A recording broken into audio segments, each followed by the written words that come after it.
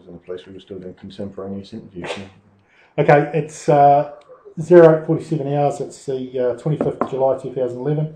My name's Steve Guilford, and I'm here with David Lloyd Barker, and we're just going to have a discussion about some concerns David has with the SPCA here in Auckland.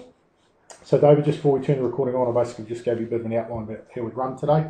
So the first question that we've got is if you can just provide some background about your involvement with the SPCA, and then we'll be able to go from there. Certainly. I was employed by the SPCA for approximately 3.5 years. Initially employed as the inspectorate manager, running all of the inspectors, and eventually promoted to general manager. During the course of my tenure as general manager, I discovered various things regarding the CEO at that time, Mr. Bob Kerridge, involving his participation in animal abuse some 15 years previously, and also some missing funds that he basically denied all knowledge of knowing about, to the extent of $400,000. As a subsequent result, and about 2 weeks after informing the board of that finding, re the animal abuse, I was taken through a redundancy process following the appointment of a new CEO, Mr. Garth Halliday. The major players in this tale are Garth Halliday, who is no longer at the SPCA. He was the CEO. He is now the General Manager of the North Auckland Kindergarten Association. Mr. David Frost. Mr. David Frost was the Chairman of the Board. He is the Sales Director of Icelandic Holdings at Green Lane. Mr. Bob Kerridge. Bob Kerridge was the CEO when I was first employed, and he is now the Executive Director, still employed by Auckland SPCA. He is also the National Director of the Royal New Zealand Society for the Prevention of Cruelty to Animals, the CEO of which is Robin Kippenberger. And Gordon Trainer. Gordon Trainer is the Financial Director now of Sky City, and he took over from David Frost as the Chairman of the Board and was instrumental in my redundancy. So that's basically it, I think. Okay, all right, so we'll just summarise. You said there that you were employed for a 3-year period. You started out looking after the inspectors, which I assume are the investigation type. The investigation team, yeah. Yep. You then moved into a role of general manager. Mm-hmm. Then you located or came into knowing that there had been some animal abuse by Mr. Bob Kerridge. That's correct, yeah. And at that time, you went to the board with those concerns. There was also an amount of approximately, or you mentioned 400k that appeared to be missing, or there were some concerns around. Yes, Bob denied all knowledge of ever receiving it. It was supposed to be for naming rights. We eventually tracked it down in one of the various accounts that only Bob seems to know anything about. Okay. There is a fund at the SPCA which is known as the Aunt Agatha Fund. Only Bob has control of that. And on investigation, the actual SPCA is actually controlled by a number of trusts, of which Bob Kerridge and David Frost are the signatories to. Now, interestingly, David Frost is Bob Kerridge's godson. Okay. So that's okay. Now, just in regard to the 3 years you mentioned, what was the actual period for that? So month and year. Oh, crikey. I started in April, and it would have been 2006. Okay, yep. And I left in July 2009, I believe. So you left, or? Well, I was made redundant. Yeah. Okay. I subsequently took the SPCA to the Employment Relations Authority for forced redundancy. Yeah. And as a result of that, there was a payment for $500, or according to the media. Yes. And then there was an appeal, and obviously then that went against you, and there was a... the whole thing cost me about 25 grand. Yeah. Okay. All right, so we've got Bob Kerridge. Bob Kerridge. Yep. Kerridge. Mm-hmm. He appears to be the main player. Bob has been with the society for over 27 years. Right. Bob is known in New Zealand as Mr. SPCA. He is the face of animal welfare. Right. Which is why when I found out that he allegedly had allowed some sheep and lambs to starve to death 15 years previously, I was attempting to protect the society. However, I took that information to the board. They asked Bob, and of course Bob said it never happened, even though I got a audio statement off the ranger concerned who actually took the phone call. Bob then subsequently apparently went and buried the bodies. I reported that to the police for attempting to pervert the course of justice, and they didn't seem to be interested in prosecuting it further. All right. Did you get in regard to the complaint to the police? Was there an incident number given to you? Or anything like I've got all the paperwork here, which you can have. All right. Now, are that paperwork there that you are going to provide? Is that copies? You can have the originals. I don't need them anymore. Okay. I'm really, I'm less than impressed with the New Zealand police because I gave them all of the evidence and they just didn't bother. Okay. Okay. So that took care of the animal abuse. Now, I just need to capture these people's names again. Garth, what was it? Garth Halliday. Halliday, HALLIDAY. Yep. And his role was? He was the CEO. He was the CEO who came in and was recruited. We were without when Bob was promoted to executive director. They went looking for a CEO. They didn't find one for 6 months, and then after 6 months of searching, Garth Halliday was appointed. Yep. He lasted about 14 months, I believe. Yep. And he's now at the North Auckland Kindergarten Association as the general manager. And the reasons he moved on was? Couldn't work with Bob. Okay, so apparently, this is only hearsay. Yeah, okay. And then we've got Bob. So he was the CEO. Then he became executive director. Yep. David Frost is now the chair of the board. No, David Frost was the chair of the board. Was the chair? And he's godson to Bob. Yep. And the other person that you mentioned was Gordon Trainer. What's his name? Was like a trainer, is it? Trainer. Trainer. Trainer. Yep. He is now financial director at Sky City, I believe. Okay. Sky City, the casino. Yep. Okay. Okay. Right. So, moving to the $400,000 payment.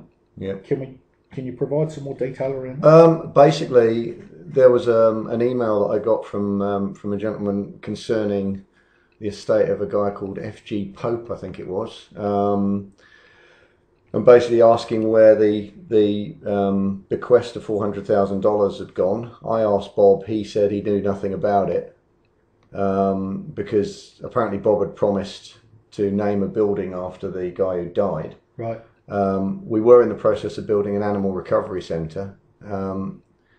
And then eventually, after I pushed, Bob found the money, in massive inverted commas, in one of the accounts. He said, "Oh, I must have forgot," because obviously you forget $400,000 all the time.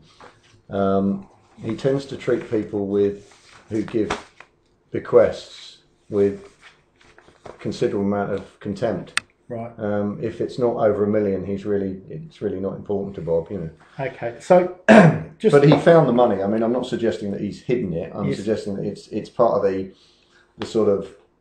There's so many. There was a woman called Susan Irons who I believe is now retired. She was the accounts person, and she was the gatekeeper to all of Bob's little funds. Right. I kept asking where stuff was when I was general manager, and where this money had gone. For example, we did an appeal for a prosecution fund where we raised $93,000.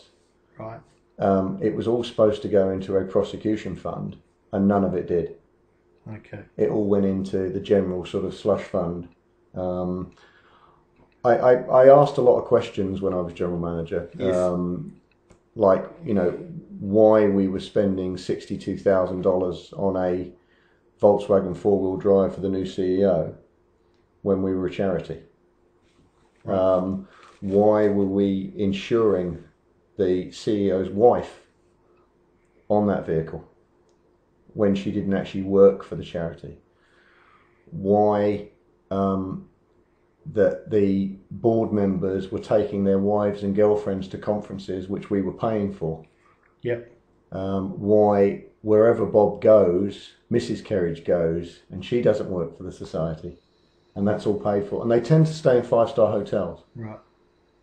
So, so those concerns that you were raising were more in regard to the expenditure.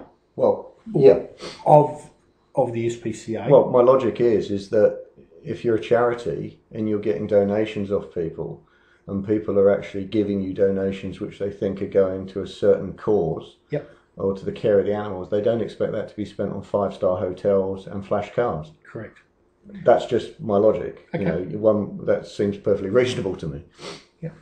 So if I can just have some detail around, you mentioned about the prosecution fund, and then yep, you've also mentioned potentially about an FC Pope with a $400,000 yep, bequest. So what is the manner that the SPCA would receive that money? So there's various things. There's direct donations. There is a thing called the HOPE program, which is a regular direct debit donation that people do. The majority of the money comes from bequests, so it comes from deceased estates. Right. And that's probably, oh crikey, that must be 70% of the income. And when you think it costs $5 million a year to run Auckland SPCA, yeah, that's a lot of money. Right. So, you know, they get them from various sources. I mean, there's the annual sort of appeal, which yep, doesn't generate a lot of money. But this is all wrapped up. See, Auckland is an independent society within the SPCA as a countrywide group. Then you've got the RNZ, which is the Royal New Zealand, which is the head office.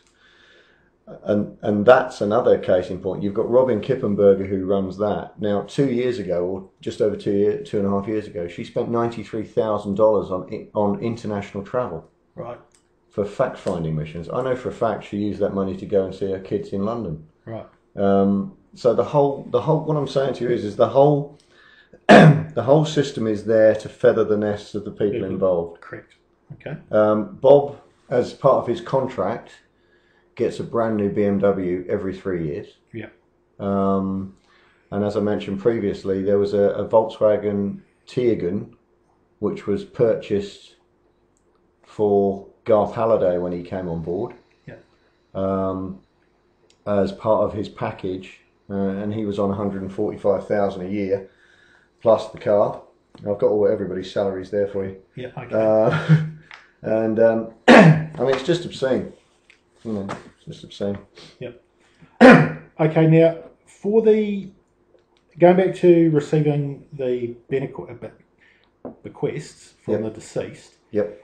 How does that happen? Because clearly someone has made provision in their will for some monies to be donated to the SPCA. Yep. So how does that actually occur? So the SPCA just gets a phone call from a solicitor and says, I'm the executor of this estate, or I'm looking after this will, and there's been a provision for SPCA to get some money. So how does that then happen? That's as much as I know. Because Bob has a black folder.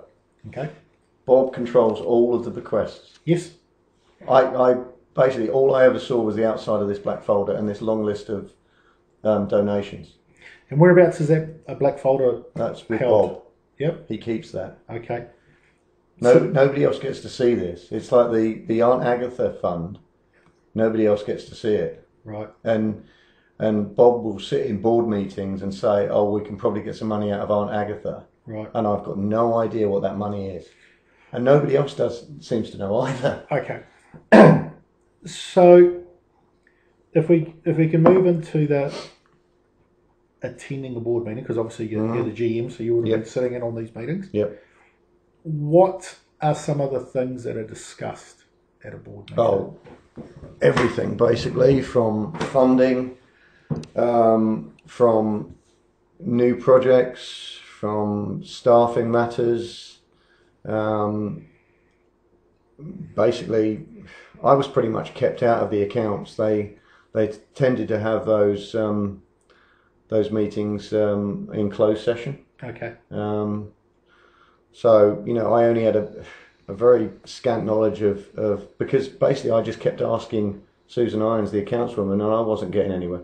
Right. And I doubt, from hearsay, I hear that Garth Halliday was getting exactly the same block. Right. Basically, if Bob doesn't want you to know, Yeah. you ain't going to know, because basically it's his society. He thinks he is the society. Okay.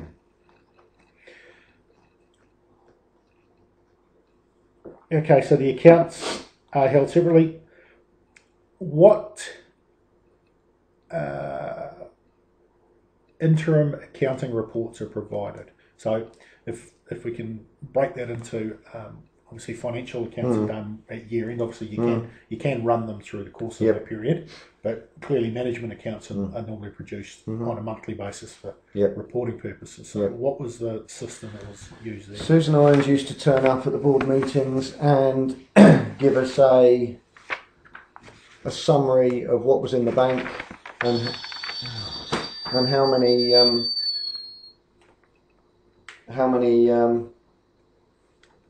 days or months trading we still had, right, based on the amount of money we had. Yeah. Can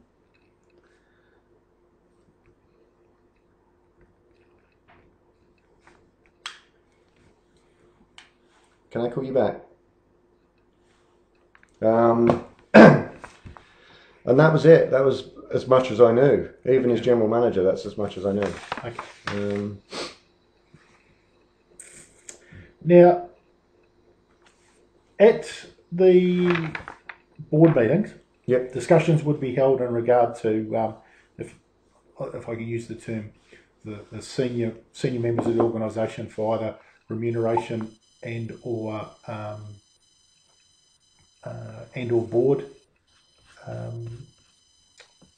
Right, it appears the power's just gone off. The power has just gone off. Okay, so we're running on battery at the moment, so hopefully that'll we hold should out. be fine.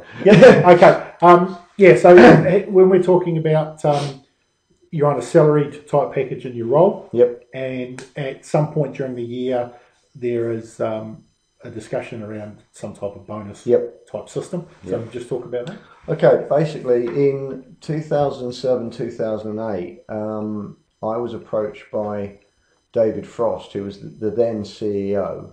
No, not the then CEO, then the chairman of the board, my apologies. Yes. He approached me and said, and actually, I mean, there was a thing in the chairman's report from 2007, which basically says, what a wonderful job you've done and how marvellous you are and all that, and that's all well and good, Yes. And he came up to me and he said, we'd like to give you a bonus. Right. And I said, well, we're a charity. And he went, oh well, we give bonuses to Bob, and we always give bonuses to Bob. So we think that because you've done such a good job in increasing the prosecutions and all that sort of thing. Right. I increased prosecutions by 407%. Right. But hey, we'd like to give you a bonus. Now I'm expecting, I said, well, okay, if you want to, then fine, but I'd actually rather you gave the money to the staff. Yes. Who actually do the job. But he said, no, we need to give you a bonus. And I said, okay, fine. So I'm expecting, charity, I'm expecting $500. Right. Yeah. And I said, well, okay. And David Frost then turned around to me, he said, but we'd like you to take it in, we don't want you to take it in money. Right. And I said, well, okay. I said, well, why? And he said, because that's the way we do things and it's more beneficial to the society. And I said, well, how does that work? And he said, well, what happens is, and this is what we do with Bob and we've done for years, is you basically go and buy something. Right. Or so you go and buy something for your house, or you buy, something, and then basically you bring the receipt back. Yep. And we claim the GST back because that's better for the society. And I remember thinking, seems a bit odd, but of course, he's the chairman of the board. And I said, all right. And he said, well, that's the way we've always done it. Right. So then I said, okay, fine. And so then I get notification of how much this bonus is. And it's 20 grand. Okay.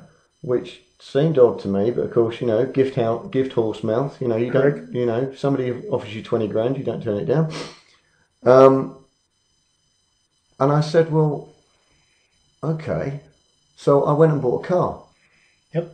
And I basically took the receipt back and I got a cheque written for me for 20 grand to South Auckland Motors.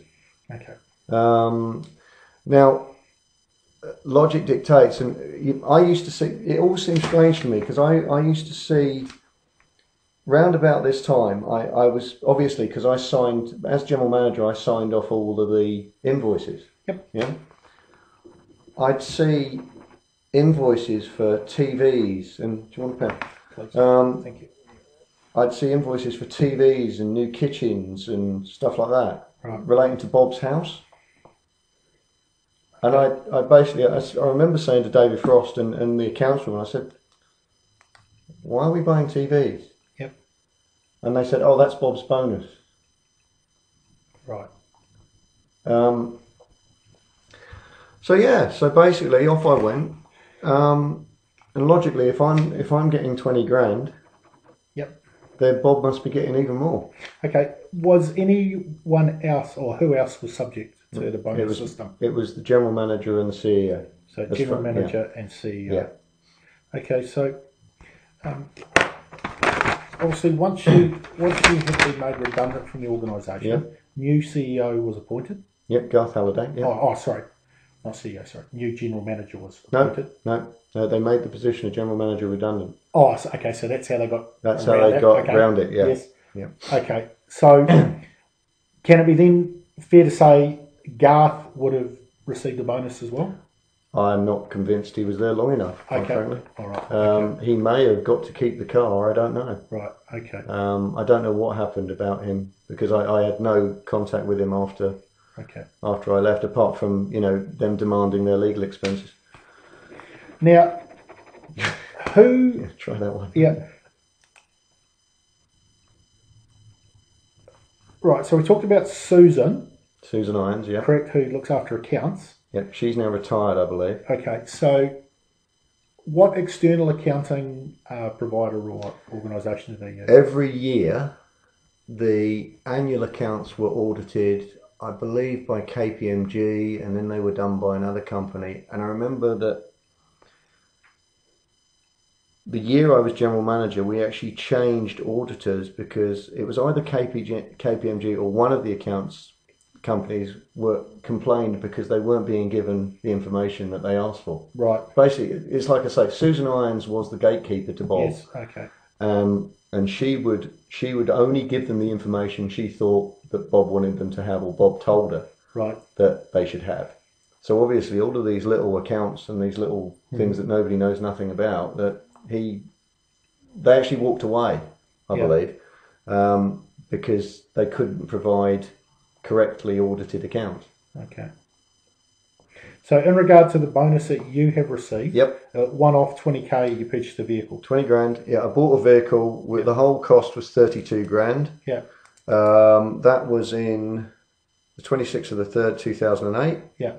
And I subsequently, because obviously having been made redundant, I was unemployed. I subsequently sold that vehicle back to the garage. Yes. For, I think it was 28 grand. Okay. So I lost, but basically it was, sorry about this. No, that's right. Can I call you back? I'm in the middle of an IRD meeting.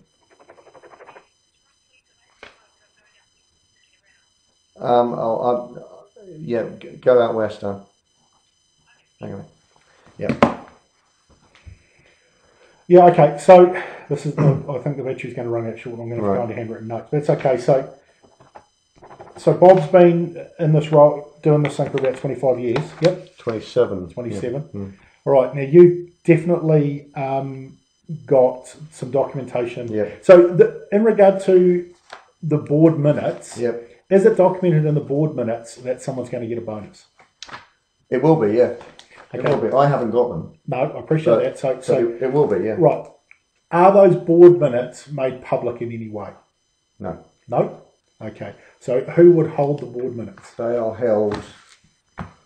They're held on system. They hold them all at the society. Right. So they are accessible. Okay. So yeah, I mean, they keep everything. Yep. Okay. All right. So Bob has he's had some work done on his house. Oh, he's had new bathrooms, new kitchens, right, TVs. He goes everywhere and stays in 5-star hotels. Yep. You know, basically everything he does is paid for. Okay. And his salary is 100 and, well, when I left it was 105, I think. Okay, so he's on 105 and then he gets plus a BMW, plus basically all of the expenses. Okay. He's on 100. Oh, actually, when this was printed off, as of 1st of April 2009, he was on 106, 928, 54. Right. And oh, there we go. Bonus decided by the board. Okay. It actually says there. Right. So, all right. So, confident that the minutes or the board minutes will hold the decision about the bonus and the value of. I would imagine so. Yeah. Okay. So, when the decision was had about yours, did you see the board minutes after the discussion you had with no, David? No, not that I remember. Okay. All right. I just remember this conversation because obviously it stuck in my mind because it just seemed really odd. Yeah. And whereabouts were the board meetings held? At the SPCA. It's called the Harrison Room. It's a boardroom. Okay. And on a monthly basis? It was a monthly basis, yeah. Yep. Okay. And what the accounting year was 1 April to 31 March, standard? From memory, yes. Okay. So when did David approach you about the bonus? It would have been before I bought the car. Yes. And you said that was which was in April. So it would have been February, I guess. Okay. All right. And you're subject to one bonus payment only. Yeah. Oh yeah. Yeah. Okay. Yeah. They basically after that, obviously, I found out about the animal abuse. Yes. And it all went horribly pear-shaped. How did that come about? Just out of interest. I was talking to somebody about something else entirely. Yes. And it was the head of animal control in Manukau, a guy called Barry Gillingwater. Yep. And he basically said, "How's things going?" And I went, "Oh, okay." Yeah. And he went, "Oh, is Bob behaving?" Right. And I said, "Well, what do you mean?" He said, "Oh, I can tell you things about Bob that make your hair curl." And I went, "Go on then."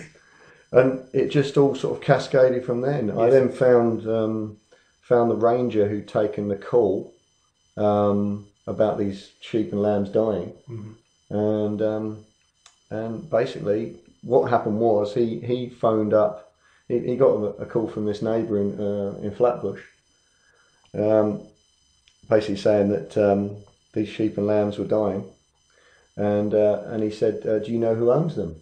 And the informant said, "Yeah, it's Bob Kerridge." Right. At which point the ranger phoned Bob and said, "Bob, this is so-and-so, so-and-so. Would you be interested in knowing about sheep and lambs?" And he went, "Absolutely, we need to do something about that. What's the address?"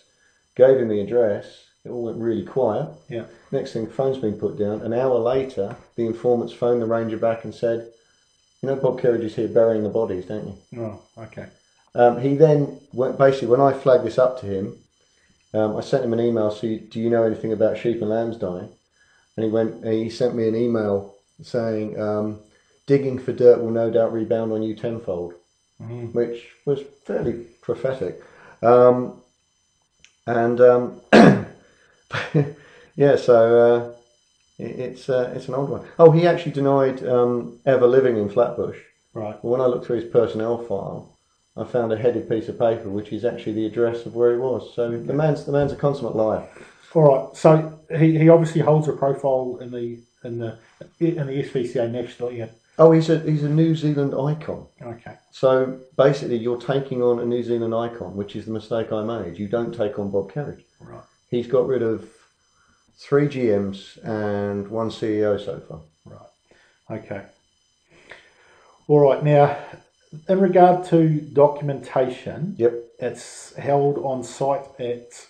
Everything will be held on site at Mangere. At Mangere. Okay. Yep. Do you know where the storage facility is? Mangere. as well. Yep. Because obviously records they Have to be held. Yeah. statute requirement for 7 years, so all records would be held on Everything is at Mangry, site. Okay. as far as I know. Okay. Who is the solicitor that deals with the SPCA or represents the SPCA? I have no idea. No? They used Paul Wicks against me. Right. Well, in regard to prosecution activity, who did you use for that when the SPCA were... Oh, when I was prosecuting? Joanne Wycliffe. Okay. Was she on staff? Nope. No? Okay. No. All right. Well, what they then did is basically they then found this pro bono panel, which apparently was going to give us legal aid for free. Right. Which I actually said, well, that won't work because QCs will not give their time for free. Yeah. It's a PR stunt, and it transpires it's a PR stunt. All right. Because their prosecution rate has gone to pretty much zero now. Okay. I'll just make a mention. It's 0918, and the battery warning light's coming up. So if the interview terminates abruptly, that's going to be the cause of it. Yeah, it's not a tsunami. Okay. So we've got records held on site. What's Bob's physical address? Do you know? Somewhere in...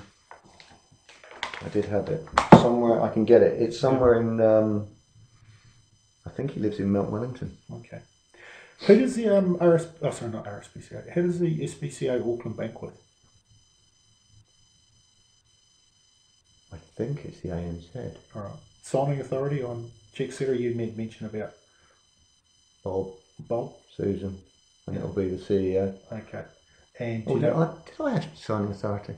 I might have had signing authority. Yeah, as well. Do you know the number of signatories required? Usually two. Yeah. It's selective people. Yeah. Okay. Okay. What else we got? So effectively, what you've got is you've got the bonus payments. Yeah. You've got the fact that he travels everywhere and charges everything to the society. He even charges corporate cabs when they're going to the airport. Him and his wife on holiday, and claims it back because I've seen those bills come across my desk, and you basically the whole mentality of there is you don't question Bob. Right. It's how old is Bob?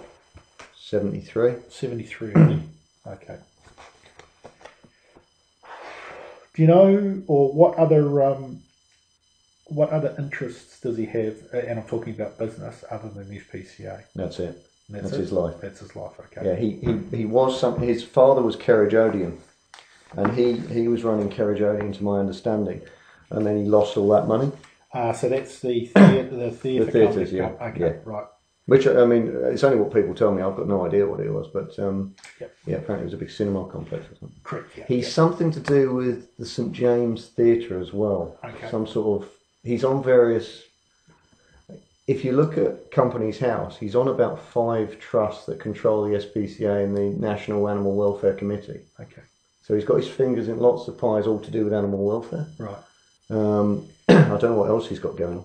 So what is the structure of the SPCA? So obviously we know it's got charitable status, and we know it's a society. Yeah, you've got 3 what they call independent societies, which is Christchurch, Wellington, and Auckland. Yep. And they're the 3 biggest. And then the rest of the SPCAs, which are usually run by volunteers, etc., are branch members, and they're controlled by RNZ SPCA, which is headed up by Robin Kippenberger. Right. Yes. Who spends a lot of money going to see her kids. Yeah. So it's a peculiar setup. The independents are that, even though they're under the umbrella of the national organisation. Okay. And they have a royal charter. Like the national organisation have a royal charter. Mm-hmm. But we ended up running Waiheke because they couldn't operate it. They couldn't function. Right. So I ended up managing Waiheke as well. Okay. And it turned a profit as well. So, you know, it's a weird organisation, but they've all got charitable status. All right, now you said Susan has retired now, so I believe Susan's so. age? Oh, crikey, sure, that's 300 when I know. I would imagine she's at retirement age, 65. Okay, right. Yeah. And the godson, David Frost, LT, approximately. He's about 40, 42. Okay. But he's the sales director for Icelandic Holdings in Green Lane. Now, to your knowledge, has he benefited in any way in regard to this bonus system? No. No. I think there was a bit of a pincer movement on the board with Gordon Traynor, and I think he got bumped off the board. Right. Because there was a whole issue about one of the inspectors who I found out was feeding information to a vet who was committing animal abuse. I got him fired. Yeah. With Bob's okay, and then Bob reneged on it and gave him a personal written reference, which caused us all sorts of problems.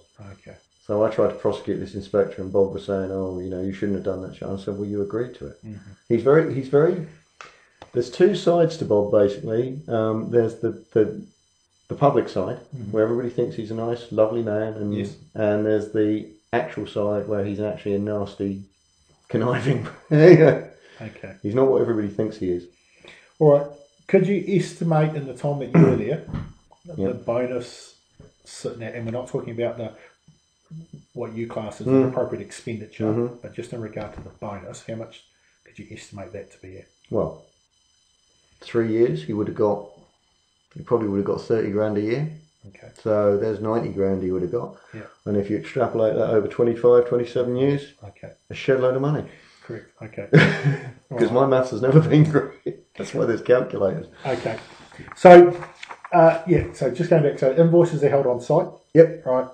And when an invoice is paid and it's entered into an accounting system, it's normally coded to a ledger account, so R&M, advertising, that sort of thing. How, or to your knowledge, how would the bonus payment have been treated? I've got no idea. Because Susan Irons basically kept hold of those accounts like it was her personal bank account. I didn't see, checks were issued, for both. I mean, I can only go on what was given to me and what I saw going across my desk about these new kitchens and new bathrooms. Yeah. So checks were issued by the accounts department, and how they coded them, I've no idea. Okay, so you were receiving your salary via the PAYE system? Yep. Okay, yep. Yeah. And at no time you were aware that the bonus was included into your salary? No, it was a check. Right. I remember actually being given the check. Okay, and David Frost gave you that check? It was given to me by accounts actually. By Susan Irons. Okay, and it was a bank check? Yeah. So they drew it up? Yeah. They would have, okay, all right. Yeah. Oh, you'll be able to find it? Yes, yeah. Okay, no, I'm just trying to work through everything. Yeah. All right. Yeah, and it was, and I'm trying to remember the bank, but I can't. But I've got the actual payment details here for you, so. Okay, all right, well. Before the battery runs out? Yeah, no, I think we've captured everything we need. Mm. And obviously you're comfortable enough to be contacted. Oh, yeah, fine. Yep. Yeah, absolutely. All right. And as you said, prior to the recording came on, you made mention that maybe you might be exposing yourself to this bonus system as well. At the end of the day, I was made redundant for sticking my head above the parapet and saying this is wrong. Right. I'm doing it again. Yep. And obviously I would appreciate not being hit, considering I flagged this up. Yes. But yeah, I don't know what I really don't know what the deal is, but effectively I am a very low level offender if there is an offence. Right. And as I say, I put my hands up and said, so hopefully I'll be cut a little bit of slack. But you can't comment on that, I know. No, not at this stage. No. All right, well, thanks, David. So what I'll do is I'll try burn a disc for us now. If not, you can just... And if not, I'll post it up to you. Send it to me, it's fine. Now, in regard to, because of the technology we're using, there's a protocol around it that we have to give it to you via track and trace courier. Yep. Because we don't certainly want this information going missing. So that's what we'll do. So which address would be best to send it to for the courier? Okay, yep. Okay, all right. All right, what I'll do, I've got a card here for you. Cool. And you've got my email details anyway. Yep. So I'll leave you that. Right. And now, just in regard to what's going on, we can't report back to you about what's going on. That's just part of the secret supervisions of how Inland Revenue operate. Yep. And again, you already made reference to the fact that you're sticking your neck out. So if action was to be taken and you were to be contacted by Bob, you'll have to play that. He won't contact me. He won't have anything to do with me. In fact, I'll give you a measure of the man. I finally got a job after almost a year. Right. Finally got a job. And basically the guy who was the director of the company, after I resigned, because the company wasn't viable, Yep. After I resigned and did the right thing, basically the guy contacted Bob for a reference. Right. And Bob basically said defamatory things about me. Yeah. He is determined to basically ensure that I don't work in this country. Right. Just in regard to the ranger, do you remember his name? Yeah. Yep. Yeah. I obviously the power's down, but yes, I can send you. I've got all the documents somewhere. Okay. He's in Waiuku. Yes. He was retired, so I don't know whether he's still with us actually. Yeah. Okay. But I've got a tape statement of him, and I've got a transcribed to take. Oh, have you? Yeah. Okay. Well, obviously, if I can email you. I can yep, email you all of that. Yep. Yeah. No, that'd be great. Yep. All right. And what I'll also do is I'll email you which gives you a complete background. I'll email you the statement of problem with regards to the ERA hearing, because that documents everything that's gone on, date and time wise. Okay. So that'll give you a timeline with regards to the whole incident. Right. Excellent. All right. And emails that have gone back and forth, and there's some documentation there which you can take away. Yeah. No. Obviously, yeah. We'll have that involved. No, that'd be great if you can do that. So. All right. Well. Unless you've got anything No, I think that covers it actually. That's pertinent that you want to add. Yeah. All right, so we'll conclude our discussion at 09:29 hours. Hang on. Yep. Right.